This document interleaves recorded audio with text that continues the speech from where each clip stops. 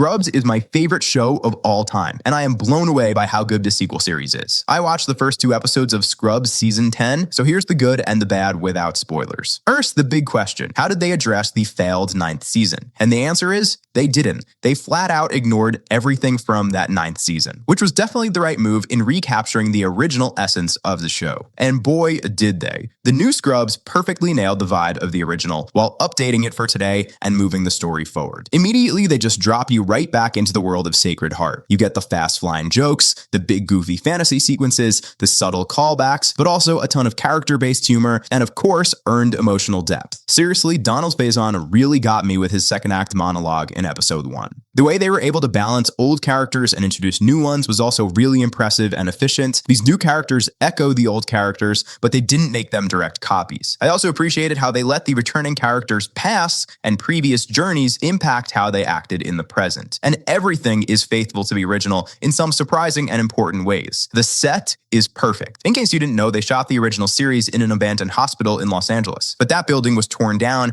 after the show wrapped. So for this sequel, they rebuilt those sets on a soundstage in Vancouver. From the patient rooms to the cafeteria to the doctor break room, they even rebuilt the hospital's exterior and parking lot exactly. Really amazing stuff. But it goes deeper than that. The show used the old sound effects and musical stings to really evoke the original series, plus they had the signature use of needle drops and those twists from comedy to drama. And that was really the most important thing. They nailed that tricky tonal balance. The episodes were funny, but never too absurd, and the drama was spot on. They achieved this by once again infusing real-world medical issues into the story, addressing themes of trauma and burnout versus going the extra mile for patients. They talked about the rising cost of medicine for patients and the tricky financial decision hospital leaders have to make. A lot of that isn't new for Scrubs, but it did create this thematic resonance across the years. And the cast really showed up. It's a shame that John C. McGinley and Judy Reyes won't be in every episode because they're both so natural and strong, putting their characters on like an old glove. Zach Braff, Donald Faison, and Sarah Chalk, meanwhile, all showed their impressive range as well. Of all the new people, I think Vanessa Bayer and Joel Kim Booster made me laugh the most. I also think that's because their characters are the most sketched out so far. Which brings me to the negatives. The writing on the show is not subtle. It definitely overstates its themes and ideas. These episodes also felt a little bit scattered. There's a lot going on as they try to reintroduce the world and the returning characters while establishing new characters. Likewise, the scenes with just those new characters need some time to develop. Also, I want more silly background characters and side players, and it was definitely hard to see JD and Elliot in their new dynamic. But all in all, I was thrilled by these new episodes. Zach Braff and Donald Faison did a Scrubs rewatch podcast from 2020 to 2025, and having seen these new episodes, I think every actor rebooting an old show should have to do that. Because Zach and Donald spent hundreds of hours analyzing what worked and what didn't about the series while hearing feedback from fans. And I think that turned out to be essential in recapturing the magic. I can't go lower than a 9 out of 10 here.